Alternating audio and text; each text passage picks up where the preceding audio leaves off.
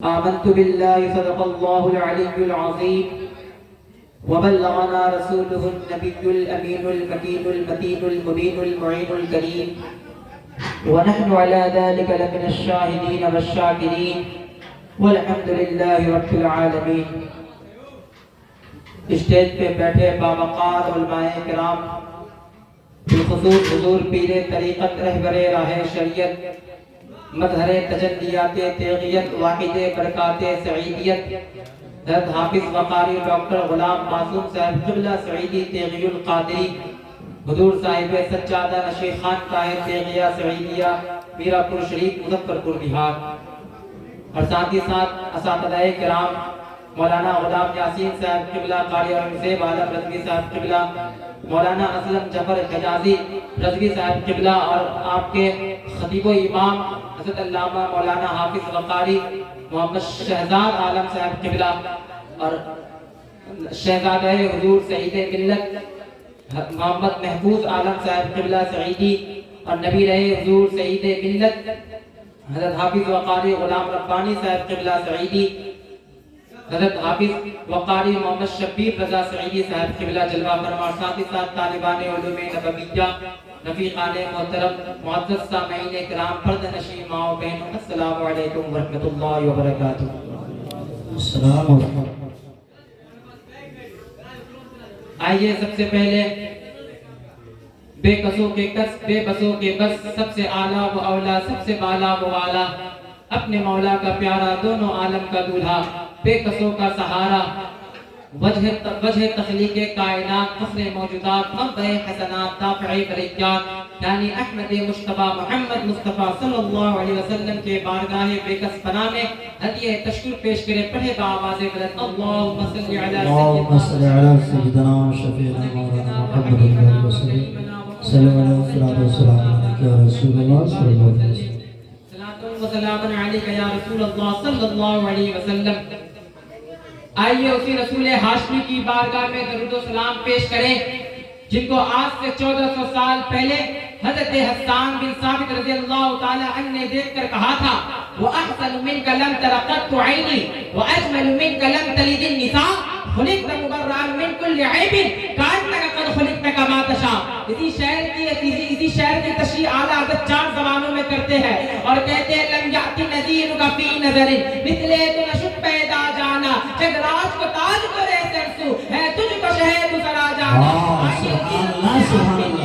میں درود و سلام پیش کرے جن کے بال مبارک کو دیکھ کر اعلیٰ حضرت کہتے ہیں تیل کی بوندیں ٹپکتی نہیں بالوں سے رضا، تمہیں عارف پہ لٹاتے ہیں ستارے گیسو. آئیے اسی رسول ہاشمی کی بارگاہ میں درود و سلام پیش کرے جن کے دہن مبارک کو دیکھ کر اعلیٰ حضرت کہتے ہیں وہ دہن جس کی ہر بات وحی خدا، چشمہ علم و حکمت پہ لاکھوں سلام. آئیے اسی رسول ہاش درود و سلام پیش کرے جن کے رنگ مبارک کو دیکھ کر اعلیٰ حضرت اپنے قلم سے کہتے ہیں جن سے تاریخ دل جگمگانے لگے اس چمک والی رنگت پہ لاکھوں سلام. آئیے اسی رسول ہاشمی کی بارگاہ میں درود و سلام پیش کرے جن کے کان مبارک کو دیکھ کر اعلیٰ حضرت اپنے قلم سے کہتے ہیں کہ لکھ، اعلیٰ حضرت اپنے قلم سے کہتے ہیں کہ لکھ دو نزدیک کے سننے والے کو کان لالے کرامت پہ لاکھوں سلام. آئیے اسی رسول ہاشمی کی بارگاہ میں درود و سلام پیش کرے جن کے ہاتھ مبارک کو دیکھ کر اعلیٰ حضرت اپنے قلم سے کہتے ہیں کہ لکھ ہاتھ جس دن اٹھا گنی کر دیا موج بحر سماعت پہ لاکھوں سلام.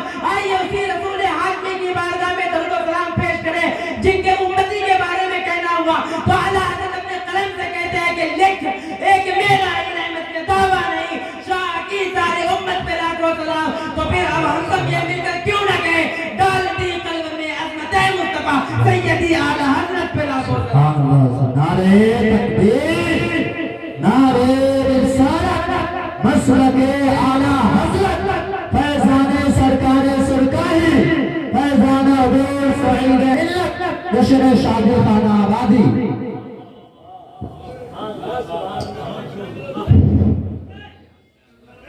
محترم حضرات، نکاح اسلام میں ایک مستقل عبادت کا درجہ رکھتا ہے.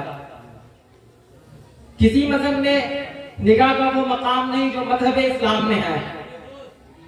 ہمارے آقا پیارے آقا صلی اللہ تعالی علیہ وسلم سے لے کر اوپر حضرت آدم علیہ نبینا علیہ الصلوۃ والسلام تک کوئی نبی ایسا نہیں جس نے نکاح نہ کیا ہو سوائے ایک نبی حضرت عیسیٰ علیہ السلام. وہ 35-36 سال کی عمر میں آسمان پہ اٹھا لیے گئے، لیکن اب وہ قیامت سے پہلے ضرور آئیں گے اور وہ نکاح بھی کریں گے، ان کو اولاد بھی ہوگی.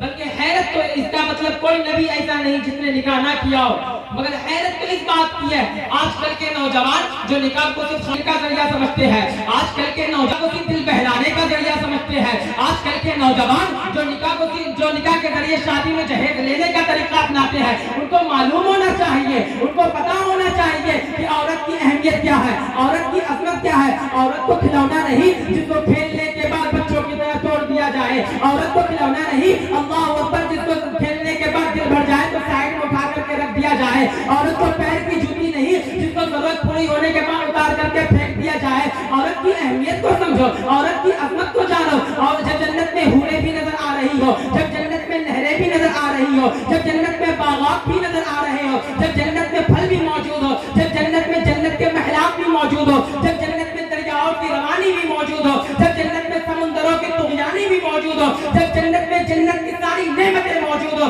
لیکن پوچھو حضرت سیدنا آدم علیہ السلام سے جنت میں سب کچھ موجود تھی، جنت میں ساری نعمتیں موجود تھی، لیکن اب کہتے ہیں مولا تیری جنت میں سب کچھ ہے لیکن میرے جیسا کوئی نہیں ہے. اے مولا میرا کوئی رفیق عطا کر، اے مولا میرا کوئی شفیق عطا کر، اے مولا میرا کوئی ہمسفر عطا کر. حضرت آدم علیہ السلام نے جنت میں عورت کو مانگ کر کے بتایا کہ حوریں بھی تمہارے دلوں کو وہ سکون نہیں دے سکتی جو ایک بیوی تمہارے دلوں کو چین و سکون عطا کرے. سبحان اللہ ماشاء اللہ، بہت عمدہ ماشاء اللہ.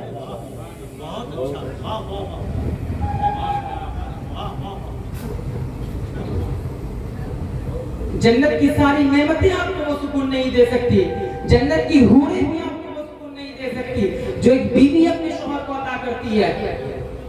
حضرت آدم علیہ السلام سب سے پہلے انسان، اللہ نے ان کو مسجود ملائکہ بنایا، اللہ نے ان کو اپنا خلیفہ بنایا، اللہ نے ان میں اپنی روح پھونکی، اللہ نے ان کو اپنی صورت پر پیدا کیا، اللہ نے ان کو اپنے دست قدرت سے بنایا. وہ عظیم ہستی کے مالک، اس شان کے مالک آدم مانگ کس کو رہے ہیں؟ بیوی مانگ رہے ہیں. پتا کیا چلا مسلمانوں، بیوی کتنی اہم چیز ہے، بیوی کتنی بڑی چیز ہے کہ جنت میں مانگی جا رہی ہے، جنت میں مانگی جا رہی ہے. لیکن مولا تیری عظمتوں کو سلام، حضرت آدم علیہ السلام مانگ بیوی رہے ہیں تو اللہ تبارک و تعالیٰ کن کہہ کر کے پیدا فرما دیتا، مگر نہیں. جیسے آدم کو نئی مٹی سے بنایا تھا ویسے ہوا کو کسی نئی مٹی سے بنا دیتا، لیکن نہیں. جیسے اور چیزوں کو بنایا تھا مولا ویسے ہوا کو بھی پیدا فرما دیتا، مگر نہیں. حضرت آدم پہ اونگ طاری کر دی اور اونگ طاری کرنے کے بعد حضرت آدم علیہ السلام کی بائیں طرف کی پسلی سے حضرت آدم کو پیدا فرمایا. پتا کیا چلا مسلمانوں، یہ جو تصور ہے صرف مذہب اسلام میں موجود ہے کہ عورت شوہر کی بائیں پسلی سے بنی ہے. ارے ہاتھ کی انگلیوں سے بھی بن جاتی، پیر کے ناخن سے بھی بن جاتی، سر کے بالوں سے بھی بن جاتی، دائیں پسلی سے بھی بن جاتی، لیکن بائیں پسلی سے کیوں؟ ارے اگر ہاتھ کی انگلیوں سے پیدا ہوتی تو لوگ عورت کو انگلیوں پہ نچاتے. قدرت کہہ رہی عورت انگلی پہ نچانے کی چیز نہیں ہے. اگر پیر کے ناخن سے پیدا ہوتی تو لوگ عورت کو پاؤں تلے کچلتے.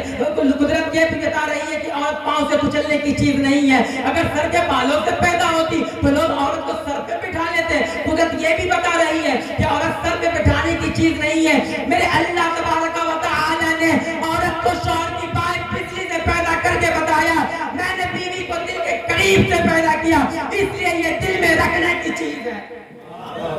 نعرے تکبیر، نعرے رسالت، فیضان سرکار سرکار، فیضان حضور سعید ملت، حضرت معصوم ملت، کرامات حضور سعید ملت، جشن شادی خانہ آبادی.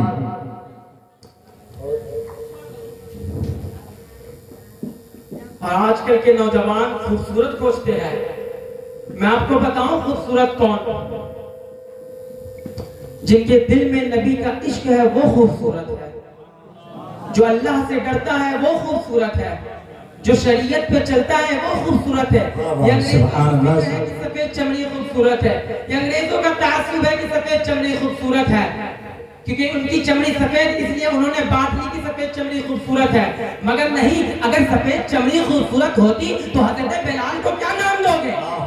اگر سفید چمڑی خوبصورت ہوتی تو حضرت بلال کو کیا نام دو گے؟ اور یہ ضروری نہیں کہ سفید چمڑی والی ماں کبھی سفید بچہ پیدا کرے, اور یہ ضروری نہیں کہ سفید چمڑی والا باپ کبھی خوبصورت بچہ پیدا کرے, مگر یہ ضرور ہے جو ماں دیندار ہوگی, جو باپ دیندار ہوگا, وہ ضرور دیندار بچے کو جنم دے گا.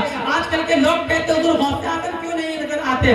ایک انگریز مفکر نے کہا تھا کہ لوگ اچھی قوم کو تلاش کرتے ہیں. میں ان سے کہتا ہوں کہ تم مجھے اچھی مائیں دو, میں تمہیں اچھی قوم دوں گا. انگریز مفکر کہتا تم مجھے اچھی مائیں دو, میں تمہیں اچھی قوم دوں گا. اب میں آپ سے پوچھنا چاہتا ہوں, سنیو, آپ کہتے ہو کہ غوث اعظم کیوں نہیں نظر آتے؟ غوث اعظم کیسے نظر آئیں گے؟ کیا غوث اعظم, کیا اللہ تبارک و تعالیٰ کسی کو غوث اعظم نہیں بنا سکتا؟ میں کہتا ہوں وہ قادر مطلق ہے, وہ ضرور کسی کو غوث اعظم بنا سکتا ہے. مگر حضور غوث اعظم سیریل دیکھنے والیوں کا گود میں کہاں آتے ہیں؟ ماں ام الخیر ہوتی ہے, ماں ام الخیر, اور باپ ابو صالح ہو تو بیٹا غوث اعظم پیدا ہوتا ہے. ماں خیر ہو اور باپ صالح ہو تو بیٹا ولی پیدا ہوتا ہے. اور ماں ام الخیر ہو اور باپ ابو صالح ہو تو بیٹا ولی نہیں بلکہ ولیوں کا سردار پیدا ہوتا ہے, بلکہ ولیوں کا سردار پیدا ہوتا ہے. ماں فاطمہ ہو تو بیٹا حسین ہوگا, ماں فاطمہ ہو تو بیٹا حسن ہوگا. حضرت امام حسین کو ہزاروں سلام, حضرت امام حسین کو لاکھوں سلام, لیکن بے شمار سلام اس ماں کو جس نے امام حسین کو تاج تار کربلا بنایا, جس نے امام حسین کو شاہ بنایا, جس نے امام حسین کو بادشاہ بنایا, جس نے امام حسین کو دین بنایا, جس نے امام حسین کو دین پناہ بنایا. اگر حضرت امام حسین کو سیدہ فاطمہ جیسی ماں نہ ملتی تو آج لوگ دنیا میں کتنے لوگ ہیں جو نام حسین رکھتے ہیں. یہ سیدہ فاطمہ کی تربیت کا نتیجہ ہے کہ حضرت امام حسین کو سیدہ فاطمہ جیسی ماں ملی, حضرت امام حسین کو سیدہ فاطمہ جیسی ماں ملی. آج کل کی جو ماں ہے, آج کل کی جو بہنیں ہیں, وہ آج کل کی جو ماں ہے, آج کل کی جو بہنیں ہیں, ان کا تو حال یہ ہو چکا ہے, جب وہ گھر کا کام کرتی ہے تو سیریل دیکھتی ہے, جب وہ گھر کا کام کرتی ہے تو کانوں میں ایئر فون لگا کر, جب وہ کھانا بناتی ہے تو سامنے سیریل چالو کر کے رکھ لیتی ہے, وہ ہر وقت گانا سنتی ہے, وہ ہر وقت سیریل دیکھتی ہے, وہ ہر وقت بے حیائی میں رہتی ہے. تو کیسے آپ کو غلام غوث اعظم ملے گا؟ اگر تو آپ کو کیسے غوث اعظم غلام غوث اعظم ملے گا؟ وہ امام حسین کی ماں تھی, سیدہ فاطمہ تھی, سیدہ فاطمہ تھی. جب گھر کا کام کرتی تو قرآن شریف پڑھتی, جب چکی چلاتی تو قرآن شریف پڑھتی, جب بچوں کو لوری دیتی تو قرآن شریف پڑھتی. مگر سنو تو, جب میرے امام نے جب بات کیا, میرے امام نے جب سیدہ فاطمہ کی شان میں بات کیا, تو میرے امام نے کہیں بھی اپنی ہدایت بخشش میں سیدہ فاطمہ کے نام کا استعمال نہیں کیا. ادب کا وہ سیدہ فاطمہ کے نام کا استعمال نہیں کیا. ادب کا وہ مقام جو میرے امام احمد رضا کے سامنے ہے, کوئی لا کر کے تو دکھائے. وہ اجمیر کے رافضی بدتمیز گنڈے, چرس پینے والے بے غیرت میرے امام احمد رضا کے خلاف بھونکتے ہیں, میرے اعلیٰ حضرت کے خلاف بھونکتے ہیں. ارے انہیں میں پوری زندگی غلام ہو جاؤں گا. اقبال نے کہا تھا, مریم ازجک نسبت عیسیٰ عزیز, از سے حضرت زہرا عزیز. مگر میرا امام کہتا ہے, نور بنتے نور زوجے نور ام نور نور نور مطلق کی کنیز, اللہ رہنا نور کا. اقبال کہتا ہے فاطمہ وہ ہے جس کا شوہر علی ہے, جس کا شوہر علی ہے, جس کا شوہر علی ہے, جس کا باپا نبی ہے, جس کے بچے حسن و حسین ہے. مگر میرا امام کہتا ہے فاطمہ وہ ہے جس کے بچے نور, جس کا شوہر نور, جس کا ابا نور. تیری نسل پاک میں ہے بچہ نور کا, تو ہے عین نور.